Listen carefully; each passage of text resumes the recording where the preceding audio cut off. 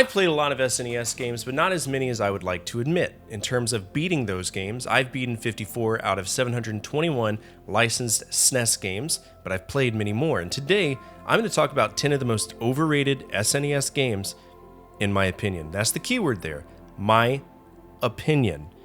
Now, I know this list will probably rustle your jimmies a little bit. I'm probably going to evoke the tongues of the mass spirits of the 90s, and those words might be colorful, but this is a viewer request episode, and no matter how dirty I feel after making it, this is only an opinion.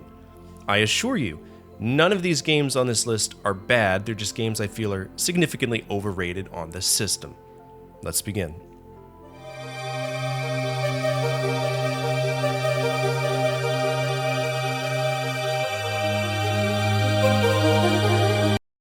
To me, the only thing that matters about Donkey Kong Country is the music, because if we're saying it has riveting gameplay, no, it doesn't. David Wise made Donkey Kong Country worth it much more than Rare as a company ever could have.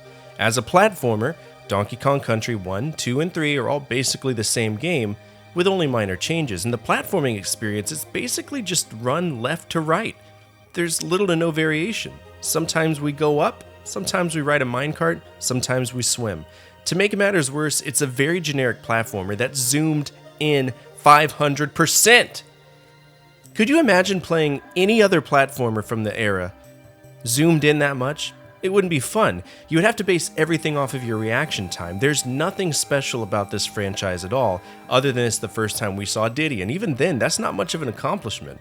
I would much rather listen to the soundtrack than play this game any day of the week. Donkey Kong Country as a franchise is still around, however, because it's part of the Mario universe, and as long as Nintendo is alive, they'll pump out games relevant to Donkey Kong and his friends. However, the most recent Donkey Kong Country game was Donkey Kong Country Tropical Freeze on the Wii U in 2014.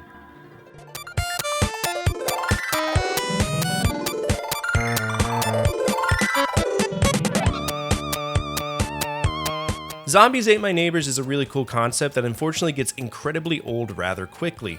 The appeal of it more so correlates to the fact that it is immense fun with your friends, and if it wasn't for having friends to play it with, I likely wouldn't have touched it myself because as a single player experience, it's kind of dull. The story of the game involves Dr. Tongue creating monsters and dumping them out on a nearby town. Zeke and Julie, two imaginative kids, accept the task of killing all the monsters, saving their neighbors, and putting Dr. Tongue in his place. Now that would be fine and dandy if the game didn't have 48 levels of what feels like trial and error. While the weapons are plentiful, that doesn't matter.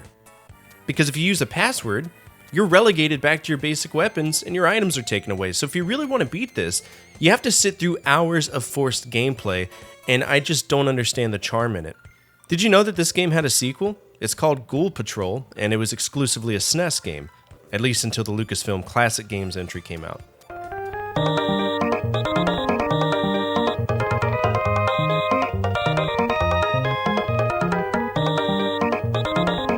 Mario Kart is a very important game because it not only created a niche genre that many companies tried to improve upon, but it also expanded the Mario universe into more genres than just the platforming genre. It was innovative and it showed the capabilities of the Super Nintendo's Mode 7, but to me, this is an incredibly overrated game. Now, I might be biased because I did not own this game growing up. In fact, the only SNES game I played growing up were Street Fighter II, F-Zero, and Super Mario World. My cousin owned one, I did not. But I did own a Nintendo 64, so I played Mario Kart 64 a lot, and I appreciate what Super Mario Kart did to make that happen, at least in a public response sort of way. But going back and playing Super Mario Kart, I find it to be slippery, annoying, unresponsive, and just not worth the hype that it garners.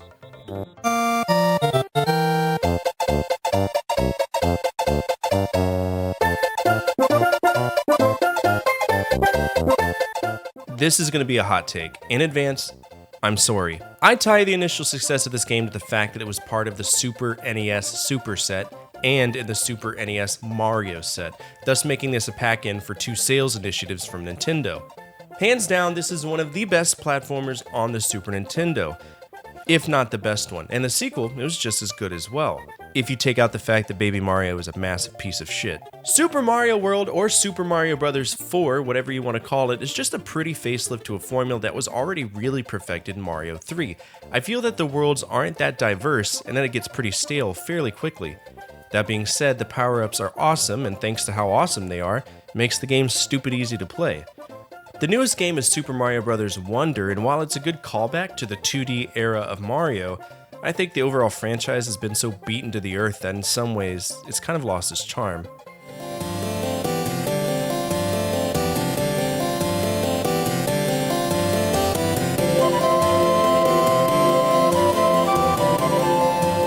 Oh no, did you hear that?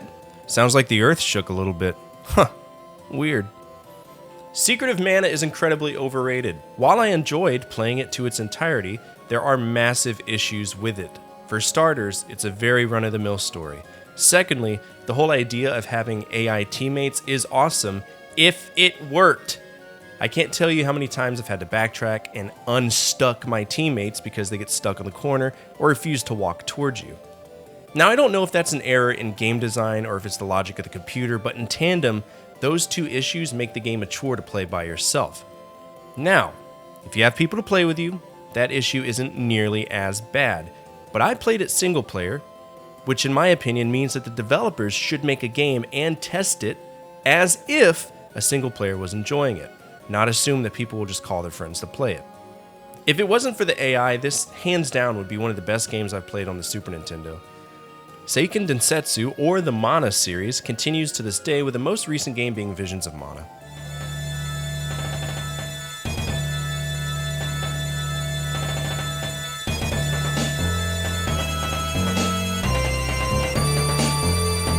Mortal Kombat in the arcades was an amazing time. Mortal Kombat on the Genesis, hard as hell, but still fun, right? Mortal Kombat on the SNES, it's not fun. The Super Nintendo version to me might as well be called people dressing up fancy to beat each other, the game, because with Nintendo's censorship rules, everything that made Mortal Kombat what it was just removed. It was tossed to the wayside. There's no fatalities, there's no blood, but there was sweat, but sweat's obviously not the same. It doesn't have the same shock factor. At least the Genesis version had blood with a cheat code, and I didn't have to go out of my way to buy a Game Genie. I have a very strong love-hate relationship with the early Mortal Kombat games, and it's probably because I suck at them. I'm not afraid to say that. I suck at Mortal Kombat. But I feel there's a certain level of difficulty in the home ports that are obnoxious in comparison to the arcade ports. Also, the difficulty settings in Mortal Kombat 1 and 2, they don't work, so there's no point in even trying to change anything. In my opinion, it's like the original Get Good game if that game didn't afford you the opportunity to learn how to use your characters because you're too busy getting your pancreas shoved into your toes by the AI. By the way, did you know that I have a Patreon? Making money on YouTube boils down to ad views, and honestly, I think ads are a sin of mankind. If I can make a decent amount of money on Patreon, I can remove those ads and improve your viewing experience. You'll get tons of cool perks like priority voting, behind-the-scenes photos and videos, and even a monthly hangout with me where you can tell me I'm an idiot. And watch me shop for games. Maybe even influence the games that I buy. If you want to check it out, the link is down below.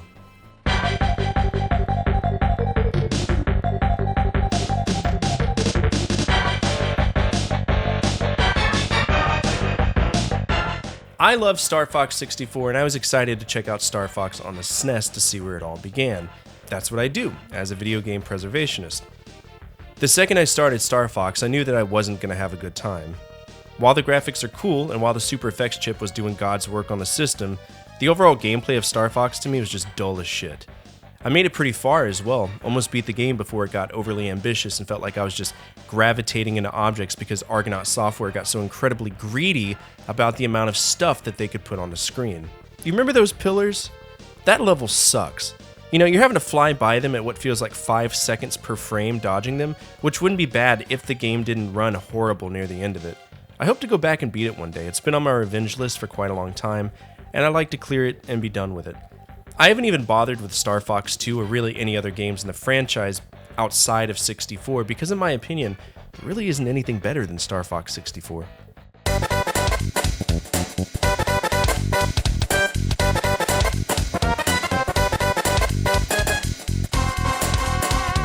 The Super Nintendo had tons of great JRPGs. Final Fantasy III, in my opinion, is a masterpiece of game design from Hiroyuki Ito, the magnum opus of Nobuo Uematsu, and an adventure unlike any other under the production skills of Hironobu Sakaguchi, and that's just one of the many JRPGs on the SNES.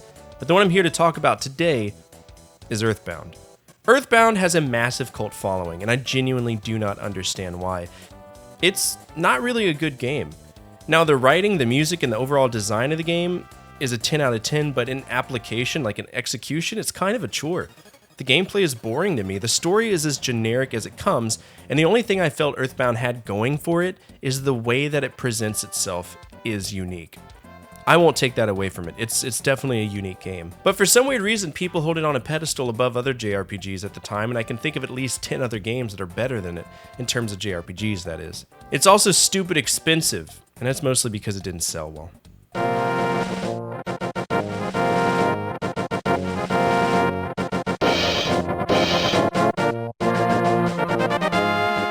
I am a huge fanboy for the Nintendo 64 era of the Zelda franchise, and in some ways that translated to Twilight Princess, and even more so to Wind Waker. But for the life of me, I cannot understand why people enjoy the top-down Zelda games. They just don't appeal to me.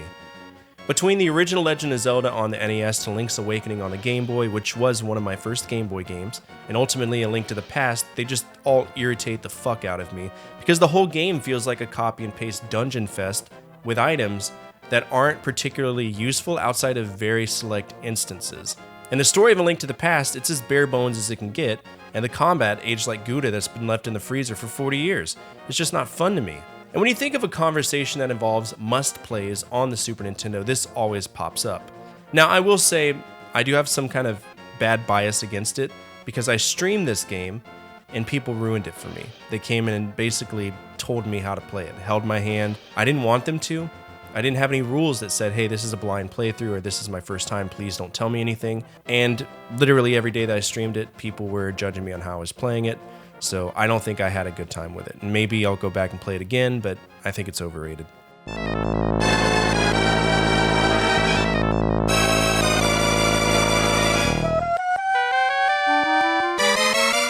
I don't particularly like Ghosts and Goblins on the NES, but I absolutely adore Ghouls and Ghosts on the Genesis. So when I went to play Super Ghouls and Ghosts, or Chomakai Mora, I was excited to check it out. Then I realized that the game was incredibly difficult, so I did my stereotypical gamer lean in my chair, and I was ready to take on the challenge.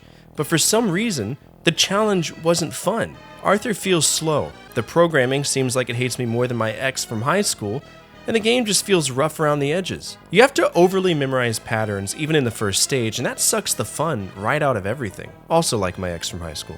To make matters worse, every time you feel like you have even a slight advantage or a smidge of progress, it gets instantly ripped away from you. It's genuinely not a good time, but people swear by this game like it's a rite of passage for elite gamers, and I don't believe that it should be. It's a constant exercise in failing. The only difference is, when you fail over and over in games, you tend to learn how to beat it. In Super Ghouls and Ghosts, it just feels like you're failing and you're not good enough. This, in my opinion, is the most overrated game on the Super Nintendo. I'm sorry if this video upsets you. It tends to happen when I talk about games that are overrated, which at the end of the day is a very subjective list, and your list might be different. I encourage you to discuss it down below. I love reading comments, and I respond to every single one of them, even the mean ones. If you don't mind hitting the thumbs up button, it does help with the visibility of this video. And as always, from my family to your family, good energy, good vibes, Fortify out.